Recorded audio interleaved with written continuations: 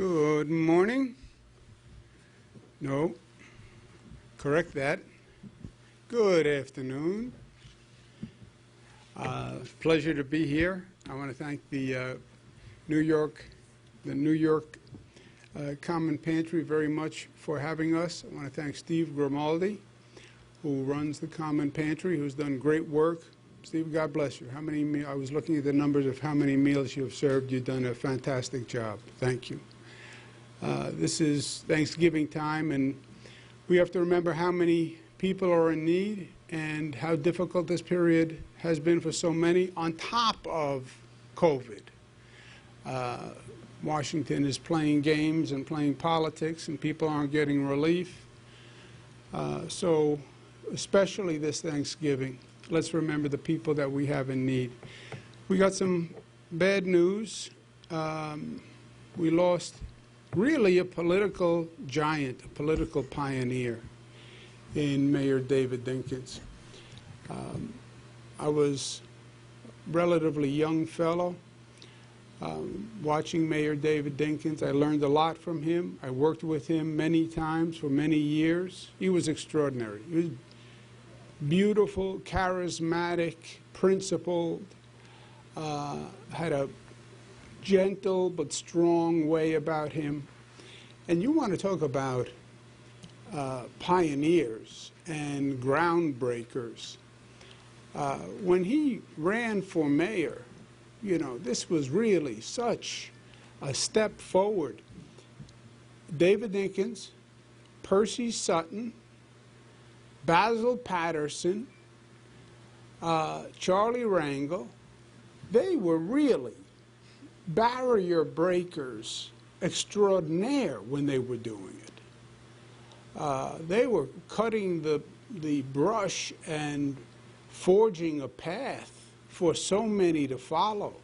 But they went first, and the first person down the path, you catch all the briars and all the scrapes. And when Mayor Dinkins was mayor, the city really had issues. But we're all going to miss him.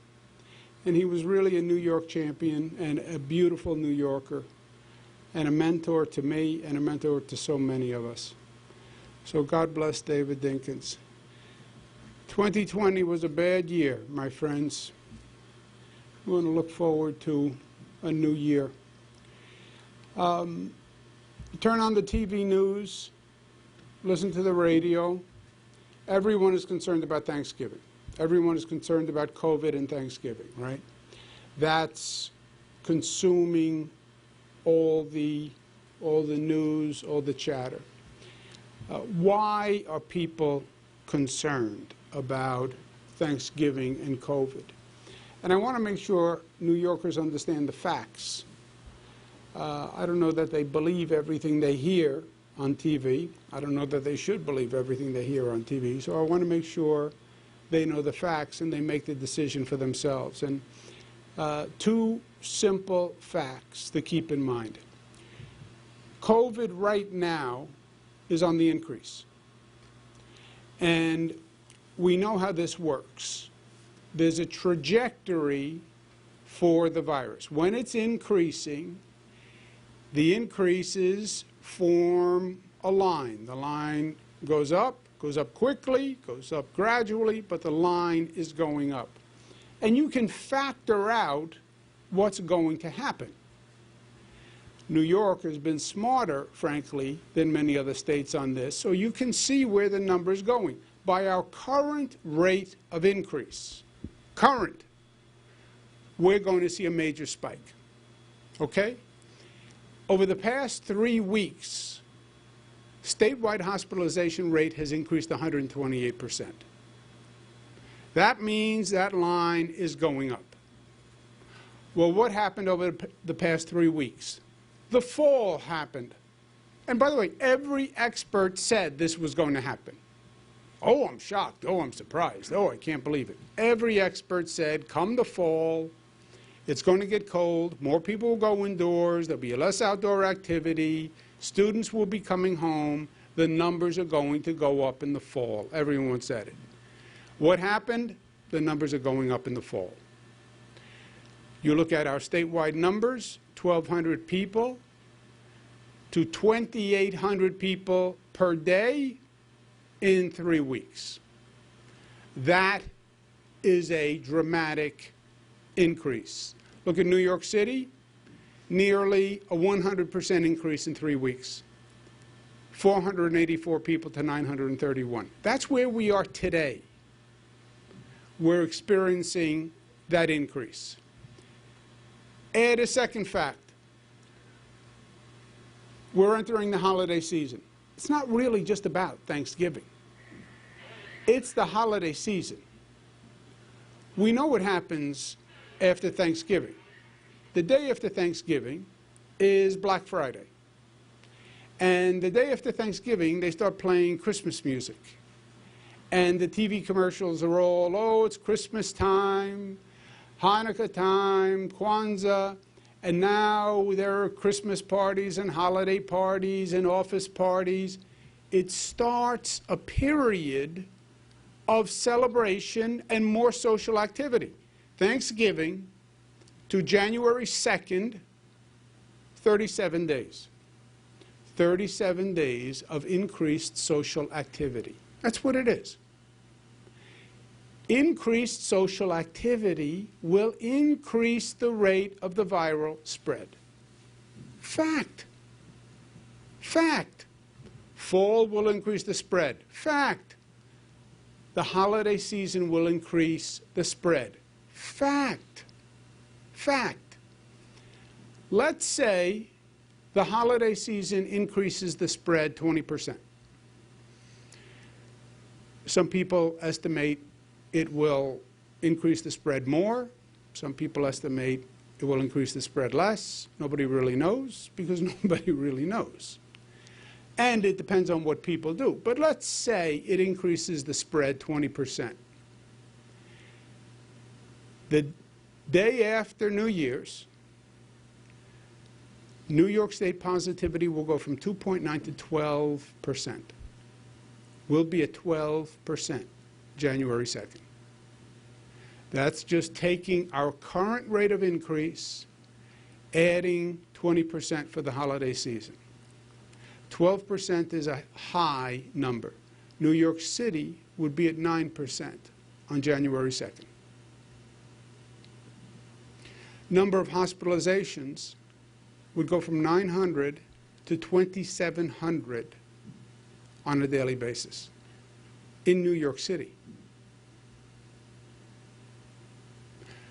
Those numbers and that rate of increase is more than troublesome. Today, the microcluster positivity is 4%. Statewide positivity without the microclusters are the areas that have the most intense infection rates, right, is 2.6. Overall, it's 2.9. We did 164,000 tests, 47 deaths. That number is up again. And these are not numbers, right? Hospitalizations up 132, ICU up, intubations up. We've seen this movie. We've all seen this movie. Positivity goes up. Number of people going to hospitals goes up.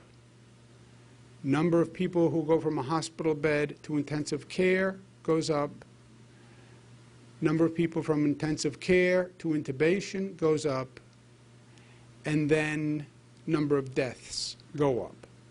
That is the trajectory. This is all too predictable at this point. Positivity goes up. You will then see the hospitals go up. You will see the ICU go up. You will see the intubation go up. And you will see the deaths go up. And that is exactly what is happening. So, this Thanksgiving we urge caution. But it's really not going to be just this Thanksgiving. It's really this holiday season is the problem. It just starts on Thanksgiving. Everyone is talking about just Thanksgiving. It's the day after Thanksgiving, Black Friday. It's going to be the same message. When we start to get into the holiday season, it's going to be the same message. New York rule is celebrate with no more than 10 people in your household. This caution is not a political issue. Everything now gets politicized. It's amazing how divided the nation is. It's politically divided on everything. And even on this issue of safety precautions on COVID has somehow become a political issue. This has somehow become a political issue. I don't know how, but it's become a political issue. You hear the opposition, pro and con, on these safety measures for Thanksgiving. It's now a political issue. This is not a political issue, because it doesn't matter what side of the political line you're on. Both parties agree on this one point. Well, I'm a Republican. I voted for Donald Trump. Donald Trump's CDC, his Center for Disease Control, reports to him. His CDC says only celebrate with people who are currently in your household. Only celebrate with people currently in your household. That's Donald Trump's administration. Don't invite people over. Don't bring Aunt Nancy over. Don't bring Uncle Joe over.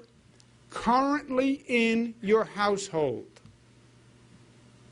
That's the Trump administration saying that. The Joe Biden advisors say the same thing. When is the last time you heard the Trump administration and Joe Biden agree on anything? Name one thing that they agree on. But they both agree on this. What does that say to you?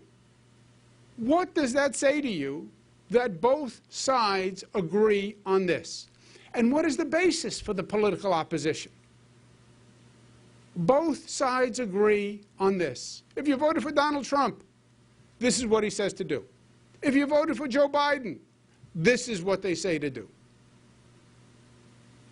Maybe they're right. And maybe we shouldn't politicize it. So, that means this is not going to be a normal Thanksgiving. This is not a normal Thanksgiving.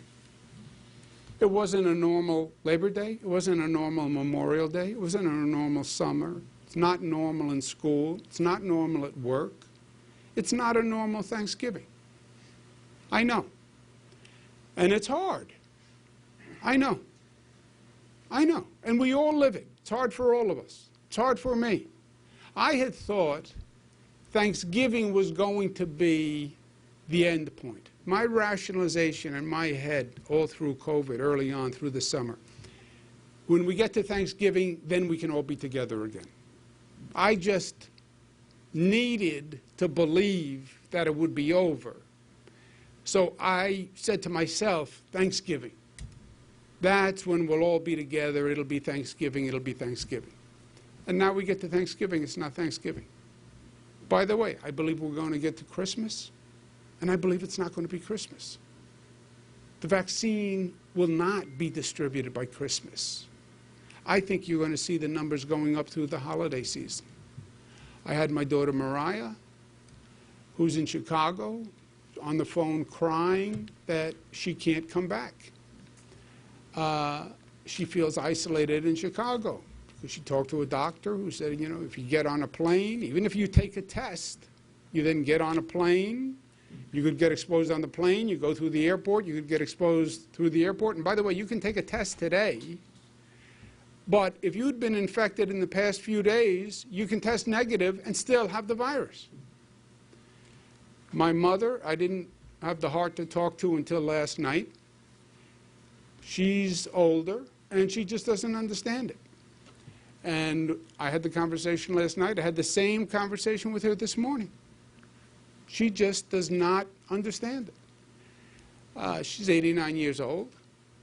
And you start to think, you know, how many Thanksgivings do I have left?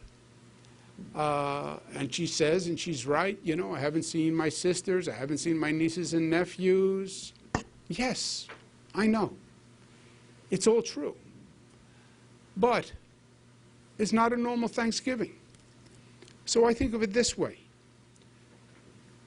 It's not a normal Thanksgiving. It's a special Thanksgiving. It's special.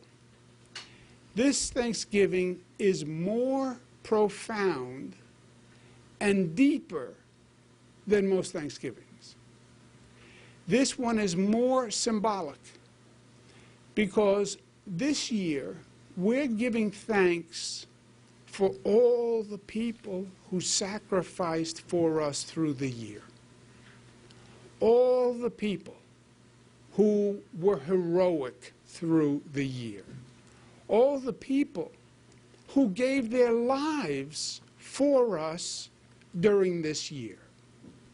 All those essential workers who I asked to go to work, and they did it. I mean, it still amazes me. I was saying to New Yorkers, think about it. It's dangerous, stay home. Keep your children home, close schools, close businesses, stay home, stay home, stay home.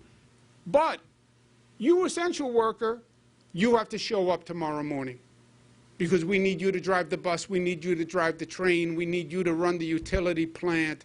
Nurse, we need you to go. Doctor, we need you to go. Ambulance driver, we need you to go. Food store clerk, minimum wage earner, we need you to go to work so everybody else can stay home. And they went. And they died. That's why this Thanksgiving is special. There are tens of thousands of families who lost a loved one this Thanksgiving. Tens of thousands who lost a loved one. Their father's not there, their mother's not there, their grandmother's not there. Tens of thousands. This Thanksgiving is more special. And this Thanksgiving reminds us we have a bigger family than we think we have. Our family is not just our immediate family. It's not even just the extended family. What we did together in New York showed that we are the family of New York. Those essential workers showed up like they were your brother or your sister or your mother or your father. That's the dedication that they showed. That's the love that they showed. So this Thanksgiving, we're celebrating it with the broader family of New York. And this Thanksgiving, we're remembering the less fortunate. Why? Because we're New York tough, and part of being New York tough is to be smart and to be united and to be disciplined and to be loving. And to remind people, because we're creative in New York, and we have style, fashion capital of the world. We have style. We have a beautiful new mask design. Don't be a turkey. This Thanksgiving, wear a mask. We also cut to the chase as New Yorkers, right? We have a way of saying things where we cut to the chase. Don't be a turkey. Wear a mask. And you look good wearing this mask.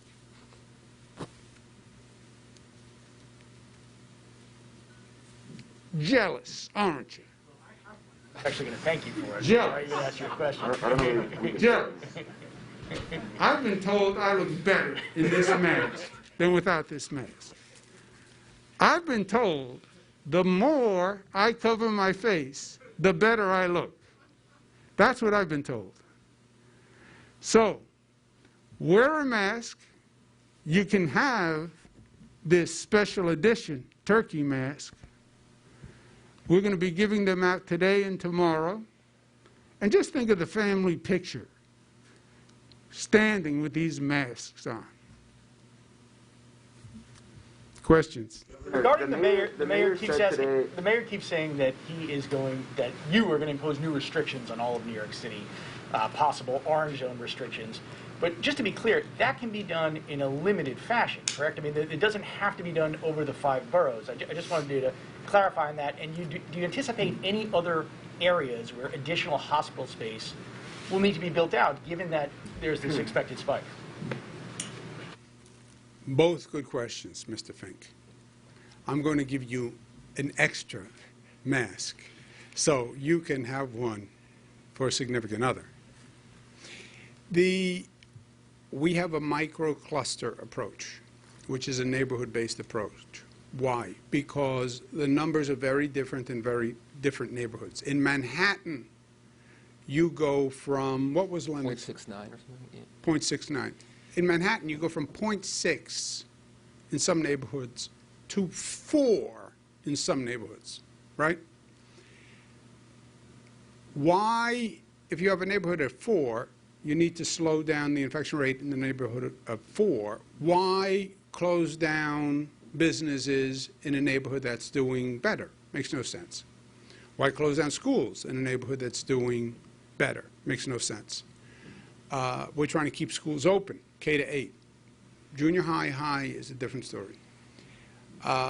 So we do micro-clusters, which we have done. We have been doing. We did a Brooklyn microcluster, Queens microcluster, Staten Island microcluster, and then if sometimes they're effective, and we've actually seen microclusters go backwards in infection rate and remove the restrictions. Sometimes the infection rate continues to grow, and the microcluster grows, right? Or if it grows geographically, or it increases in severity, and it can go from yellow to orange to red. We announce those as it happens. Even in those zones, the schools close, but the schools can reopen because we believe in open schools K to 8. They have to, the protocol is they close, they clean, they retest, and they reopen. We announced the most recent data and microclusters. We have nothing new today. I don't anticipate. Do we have anything new tomorrow in New York City? Not unlikely in New York City. So we are where we are. We won't have any new announcements on any new data. And it will be neighborhood by neighborhood. Could every neighborhood go up? Theoretically. This holiday season is going to be the big question mark, right? By this projection, it's just a projection, New York City could be at 9 on January 2nd. Could you be at 9 and have some neighborhoods under 3? You could. But you have to see, and it's what we do is a pure correlation to the numbers. On the hospital beds, Staten Island has the worst situation in New York City. And I want to reinforce that point about the politics. If you voted for Donald Trump, his administration says only your household, which, by the way, is different than what they're talking about in Staten Island. I'm going to invite my uncle over and my cousin over, and that's how we do it here. Trump administration says don't do that. So then you're following your own guidance. Then you know better than the Trump health advisors, and you know better than the Biden health advisors. You're in an elite echelon of health experts in the nation who second-guess both Trump's and Biden's health experts. But anyway, we've had a most significant problem in Staten Island. That's where we have an emergency facility. We don't anticipate that anywhere else now. Despite the microclusters, the way you've spoken about it in the past, and even the mayor has been speaking about it, is that the entire city is expected to go into an orange zone. Today, the mayor said that he expects the city to go into an orange zone in December, and that he can't begin reopening schools until the city's in an orange zone. So is that not the expectation anymore, that when the orange zones come to New York City, that it will be the entire city? Is it now a neighborhood by neighborhood approach? No, I think we're disconnected on both facts. There is no citywide number beyond the collective of the individual numbers. See if they can find the zip code slide from yesterday. Not the zip code, the neighborhood slide. You look at the city, you have different infection rates all across the city. Queens, Nassau, Queens, Bronx, and within Queens, different numbers. Any one of those neighborhoods hits 3. Well, first it hits yellow zone, then it hits orange zone, then it hits red zone, neighborhood by neighborhood. For an entire city to become an orange zone, all those neighborhoods would have to hit 3%. What if the city's number hits 3%? The city... Your numbers. Well, it depends on, is it a concentrated, this is the spread of the numbers. Breezy Point is at 6. Parts of Staten Island, 5, 4, Kingsbridge, 3. Is it possible that all of these numbers would be showing 3s as we go through the holiday season? Yeah, it's possible, especially if you think you're going to wind up at 9. I'm trying to say it's a function of the way we behave. And if we're smart, that doesn't happen. But it could happen. And then at 3, let's say you do hit 3. Now the schools close, but they can test to reopen, like we just did in Brooklyn a couple of weeks ago. That was an orange zone, and that was a red zone. Schools close, schools clean for 4 days, test all the students, reopen with increased testing. You have a point, Melissa? Yeah, I think that what the governor is saying, just to punctuate his point, is that at this point, what you see is more concentrated areas within the zip codes, and of course we're watching the city as a whole. The big X factor is Thanksgiving. When we were driving over here just now, there was much more traffic on the streets than we've seen probably since the beginning of COVID. We look at the Port Authority numbers, we look at the numbers at the airports in upstate New York, you're seeing an increase in travel. And so the question is Thanksgiving going to be the thing that tips it over? Instead of seeing what you're seeing with these concentrated pockets where there's variations, are you going to start to see an overall rise across the city, across the state? And the interesting thing that we had seen up until now with COVID is what you see based on cell phone data, what you see based on contact tracing, is that people are more likely to stay in their immediate neighborhoods. A lot of people are still working from home. You're not in a situation where people are getting on subways and going to the other side of town or going to other boroughs to eat. You're not running around seeing your friends constantly or shopping. People have maintained mainly to their neighborhoods much, much more than pre-COVID. So the question is, what happens at Thanksgiving? And the even scarier part is that last Friday, CDC put a report out that said 24% of people that give COVID to someone else never develop symptoms, and 35% of people that give COVID to someone else are pre-symptomatic. So the fear, in addition to all of that, is that there are people that think, I'm fine, I'm okay, go. 24% of people who have COVID never develop symptoms, give it to someone else without realizing it. 35% are pre-symptomatic. So the big X factor, I think, is around Thanksgiving, around the holidays, what happens to the overall percentage and rise as you see people increase socialization, as you see people from different households get together, and you see travel increasing. So just to be clear, this is the New York City projected rate, assuming a 20% increase to the current increase because of the holiday season. You start at 257. You'd be at 9 on January 2nd. Is it possible that in December you have every area over 3? Yeah. Yeah, that is possible. As far as the state policy on schools, we leave it to the local governments up to 3%. And the local government has total flexibility up to 3%. Today, New York City could open every school. They could close every school. Nassau County could open every school. They could close every school. It's totally up to them. I have delegated authority to them up to 3%.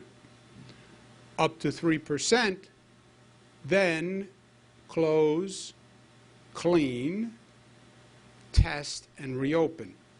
And that is a statewide law superseding any local jurisdiction. So it doesn't matter what the locality has done up until that point. That's what happens at 3. Are we saying the same thing now? And on Staten Island, you mentioned Donald Trump. I'm wondering, do you blame the borough's politics on it becoming essentially, the entire borough becoming a hotspot, given it is less crowded than the rest of the city? Or are there any other factors that explain how the entire borough has become, has come under a yellow or orange zone now? It's a function of personal behavior. Look, this is a political symbol. We know that. Everything gets politicized in this society. COVID became a political debate during the presidential campaign. How, why, I don't know. I put rules out. There's opposition to the rules. The opposition to the rules I put out is primarily political, right? What I'm saying is, let's get past that on COVID, because it's a matter of health. There is no Democratic theory of health or Republican theory of health. It's just health. And on this issue, it doesn't even matter. There is no political divide. The political divide, let's say it's symbolized by Trump voters and Biden voters. Both agree on this guidance. By the way, the CDC guidance is stronger than the New York State guidance. New York State says you can't go above 10. CDC says only people who have been in your household. Only people who have been in your household. If it's just been you, your significant other, and one person, that's it. No one else can be invited over. Not your brother, who's part of your family. No one but your current pod household. CDC guidance is stronger than the New York City guidance. So, if you're Staten Island or if you're Manhattan, doesn't matter. If you're Democrat or Republican, doesn't matter. You voted for Trump, you voted for Biden, doesn't matter. They both have the same advice. So maybe they're right. The 20% projection, can you talk about how you came up with that figure and how much you're relying on people to do the right thing as opposed to authorities like the Sheriff's Department to enforce some of the social distance rules? I believe this is 100% driven by personal behavior. The local enforcement has been minimal at best, always. Always. I have lamented about the lack of local government's enforcement daily. I've lamented about New York City's lack of enforcement, only using sheriffs. I've lamented about local governments. I've supplemented them with state police, etc. But I don't believe it's about government enforcement. We have 98% mask compliance, not because government does it. It's because people decided to do it. All I've done throughout all these briefings, it's not a question of the government rule or the government policy. I only lay out facts, and I believe New Yorkers are smart, and if they hear the facts, they will arrive at the right conclusion, and they have. It's never been because of the sheriffs or the state police or anybody else. It's because people have done the right thing.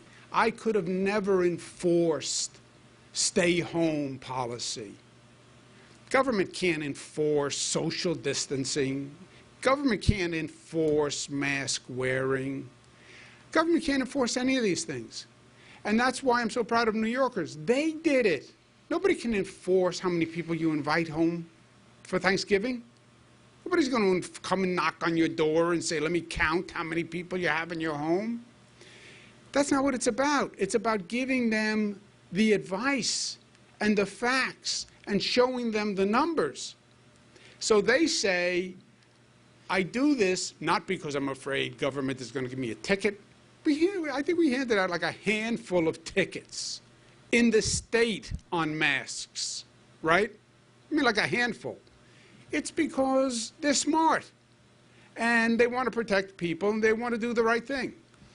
And that's what I'm saying about Thanksgiving. Nobody's going to knock on your door. You're going to do what you're going to do. I understand that. But here are the facts. And when it's easy to see the political issue, it's easy to dismiss. Oh, yeah, that's a Democrat saying that. You know, those Democrats. Oh, that's a Republican saying, you know, those Republicans. Both are saying the same thing. So maybe you should listen to it.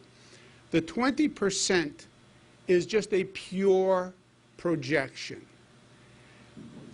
The projection is, let's assume, with all this increased social activity for the holiday period, more people on planes, more people on the roads, more people shopping, more people going to people's homes. Let's say that increases the virus 20% above the current rate of increase. Just a projection. That's where we wind up. People are more reckless. Can the 20 be higher? Yes. Could the 20 be lower? Yes. It's a pure function of what people do. And that's why this has been such an amazing period. You want to talk about how government is supposed to work. This is how it's supposed to work in the textbook. I give the people the facts. I tell them what I know. They decide. I'm not enforcing this. It's now this little cartoon of me looking in the window on Thanksgiving. I'm not looking in your window on Thanksgiving. Nobody's looking in your window on Thanksgiving. You know everything I know. It's up to you. And the results are going to be decided by you. That's it. You spoke yesterday about the importance of not gathering. You spoke about it again. Then later yesterday, you spoke about planning a Thanksgiving with your mother and your daughters. What led to the turnabout, and then the second turnabout that you wouldn't dine with I said my plan was to be with my mother and 2 of my daughters, which would have been 4 people, which is well within the 10 people that we set. One daughter couldn't get back from Chicago. I have 3 daughters. And that had been the current plan that we had been talking about. As I said to you before, I had always been talking about Thanksgiving as the day that we were going to be together. But I also said in the same discussion, that's the current plan, but the plan is subject to change, and that I have to work. And because of that, it's not, well, I'm going to be working, but it's also not smart for me to be with my mother because I'm working. With a senior citizen, which she doesn't take that back. If I call her a senior citizen, I'm in trouble. With a mother like mine, you want to be very careful. I could take a negative test just before I sat with her, and that does not mean I'm negative. And if I gave it to my mother, it would be a bad thing. What I could have done is I could have stayed home after yesterday until Thanksgiving, quarantined for 3 days, if you will, and then taken a test and had no exposure. That would have been safer. But none of this is foolproof, but that would have been reasonable and safe for my mother. Like, let's say I wanted to see my mother on Thanksgiving. I could have stayed home yesterday after the last event I did, press conference, stay home until Thanksgiving, take a test. I didn't see anybody else for 3 days, have 4 people, which is within our guidance. But I have to work today, which is what I'm doing, and tomorrow. So I wouldn't, it's too risky to see my mother. That statement not contradict what you had preached earlier in the day. You're bringing your mother up, your daughter's up, we're going to get together. And that's what it sounded like. That's what it sounded like. Didn't. I never said, that's 4 people. The rule is less than 10. I never said to anyone, you should be alone. Everybody. But combining pods, though, bringing people from outside your immediate circle. The CDC's guidance is only your household. I just said their guidance is stronger than ours. Ours is no more than 10. You can be with your mother. A lot of people are going to be with their mother. Safe is you should be quarantined, removed from other people, and take a test. I'm not in a position to do that. I'm going to work today, I'm going to work tomorrow, and I'm going to work on Thanksgiving. So that would be reckless. But, yeah, you have to, people should celebrate Thanksgiving. Just do it smartly and intelligently. You can be with 4 people. We say you shouldn't be with more than 10. CDC says don't bring anyone else into your pod. But, you know, nobody said sit alone in your room and lock the door, right? Hello? Me? No, we're going to have dinner together because we're going to do a Thanksgiving briefing. So you and me and Zach, and Peter, we're all going to be together for Thanksgiving. You're down here. I don't know. Why? You want to do Albany here? Maybe we do both. We can Zoom you in. No Zoom. No Zoom. I like something about feeling each other's presence on Thanksgiving. About New York City and the 3%, I think some of the confusion is just that Mayor de Blasio seems to be waiting for all of New York City to hit a 3% in order to figure out a strategy to reopen schools, to test all the students out, to, like, you know, work on that. Are you in communication with his administration to figure out how to reopen those areas that are not at the 3%? Yeah. Yes, but that's not the issue. The issue is the mayor closed the schools because by the mayor's calculus, he hit the point where he said he would close the schools. The city calculates their numbers differently than we do. The number happened to be 3 in both cases. Our 3 is a firmer 3 because we require that it be in place for a longer period of time. So it's like a more conservative 3, if you will. But he hit 3 and he closed the schools. It's totally in his discretion now. When it hits 3 on the state scale, then the state law kicks in. Right now, it's up to him. Okay, guys? Don't make plans for Thanksgiving, Zach. All right, be safe. Let's give out some turkeys.